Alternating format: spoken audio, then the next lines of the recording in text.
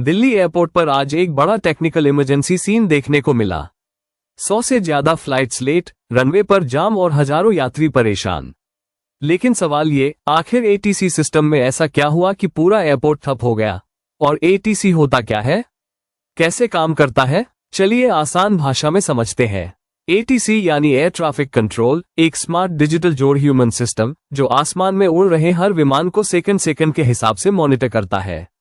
इसका मुख्य काम 3 चीजें हैं: टक्कर रोकना, हवाई जहाजों को सही दिशा देना, टेक ऑफ और लैंडिंग को सुरक्षित बनाए रखना। एक तरह से एटीसी आसमान का ट्रैफिक पुलिस जोड़, गूगल मैप्स जोड़, सेफ्टी ऑफिसर, सब कुछ एक साथ है।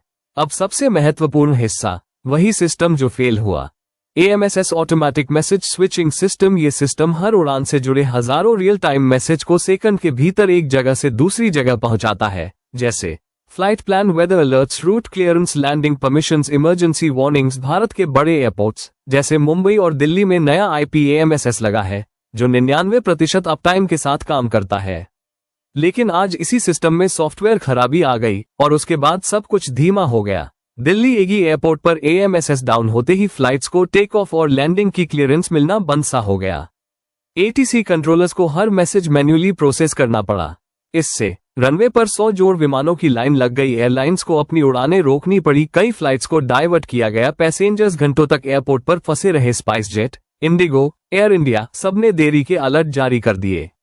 एटीसी 3 बड़े लेवल पर काम करता है। ग्राउंड कंट्रोल जमीन पर ट्रैफिक संभालता है। Taxiway, parking gate, runway entry. Ground control तय करता है कि कौन सा विमान कहां जाएगा।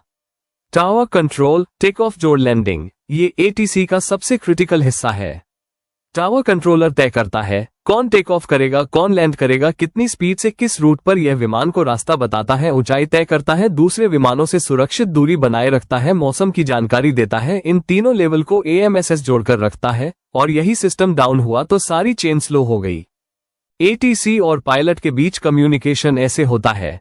VHF रेडियो 118-137 मेगाहर्ट्ज सीधी बात।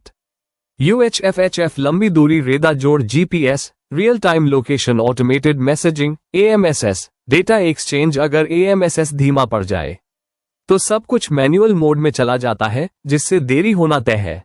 अच्छी खबर यह है कि टेक्निकल टीमें सिस्टम ठीक करने में लगी है और एयरपोर्ट ने यात्रियों से माफी भी मांगी है। लेकिन ये घटना बताती है कि एक बड़े शहर का एयरपोर्ट जहां हर मिनट 12-15 प्लेन आते जाते हैं, वो सिर्फ एक छोटे से सॉफ्टवेयर फेलियर से कितना प्रभावित हो सकता है। आपको क्या लगता है, भारत को ऐसे मिशन क्रिटिकल सिस्टम के लिए और मजबूत बैकअप चाहिए? कमेंट में बताइए।